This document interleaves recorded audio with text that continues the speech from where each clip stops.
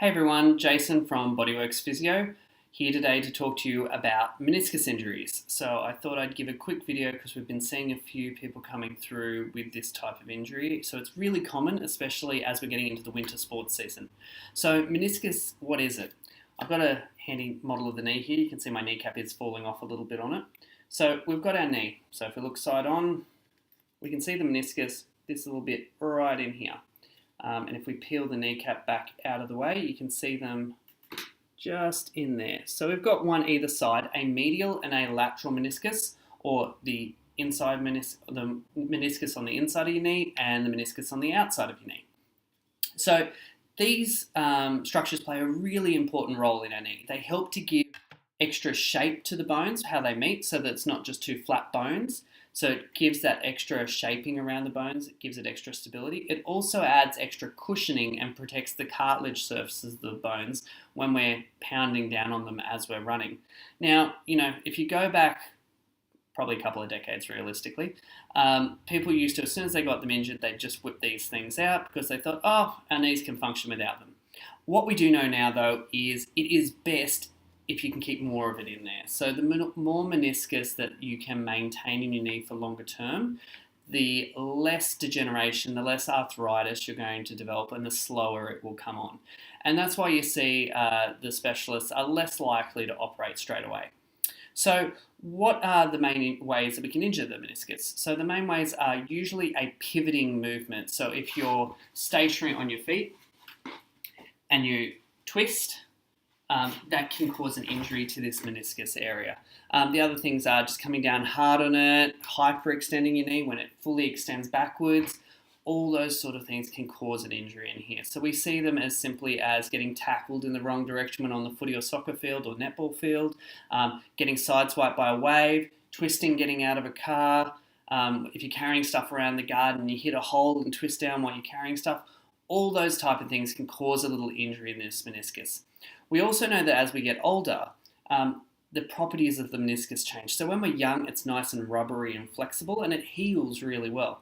But as we get older, so as we're getting into our 30s and 40s and 50s, we tend to notice that the meniscus dries out and desiccates a bit. So it's much easier for it to become injured and to get little tiny tears in it.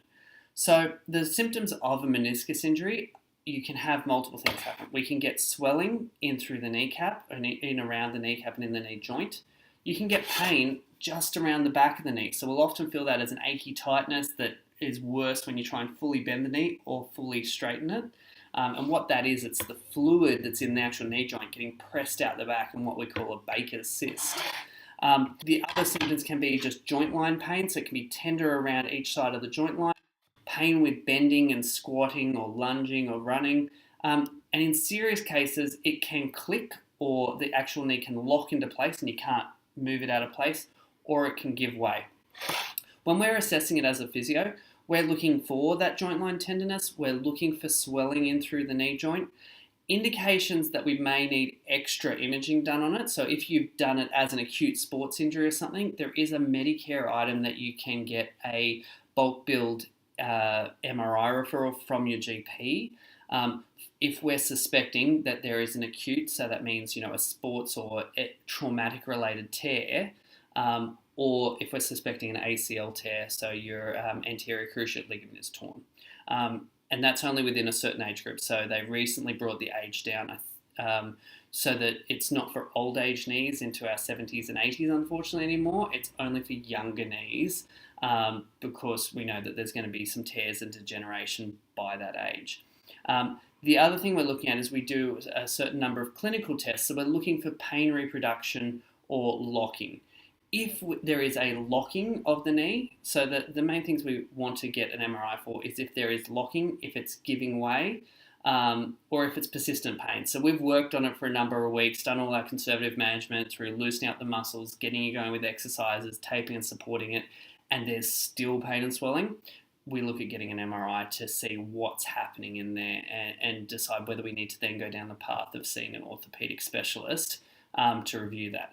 And they may decide that they need to go in and clean up a little bit of that meniscus if there's something in there giving it a problem that can't clear away. But either way, you're still going to have to do your strengthening and rehab exercises afterwards. So don't think going for surgery straight away and just cutting out a bit of the meniscus is the easy way out. You're still going to have to do your exercises and your homework afterwards. So that's the main things that we would look at treating it. So we look at releasing the muscles, getting it strengthened up. Now there's a heap of other videos that we have done on specific knee strengthening exercises. So if you want to have a look at our other videos on knee rehabilitation, there's some great exercises in there, including things like your straight leg raise, your toilet press, your bridge, your clams, all exercises that target getting the VMO working better. So if you think you're having some problems with your meniscus, give us a call and get it assessed by a physio. Even if it's been a long time, we do often see that some people can have chronic meniscal injuries where it's just this little, it can be a little feathered bit of the meniscus. So not even a major tear, but just occasionally you'll catch it in the wrong place and it will flare up and cause you pain for a number of days or weeks or even up to a month or something. In these cases, we can get it settled down, and when you get going with a good rehab program, it can often maintain it so you don't need to go down that surgery path. It used to be that they'd go in and do clean-outs a lot more often, but now that unless there's a really good structural reason for it, Medicare actually doesn't support those general clean-outs of the knee joint. So there has to be a really good reason for the surgeon to want to go in and clean out that area or fix what's happening in through there. And as we said, we really do try and keep as much of the meniscus in there as possible to try and decrease the amount of degeneration you're going to get and to try and prevent early onset of arthritis. Because wherever we can keep the most natural structures in your knee, it's going to prevent your need for knee replacements and major surgeries until a much later date. So I hope that's helped you out. If you've got any questions, please feel free to drop me an email to jason@bodyworxphysio.com.au or duck in and see one of our physios. You can have a look online at bodyworxphysio.com.au or give us a call on 4952 7033. Thanks and have a great day.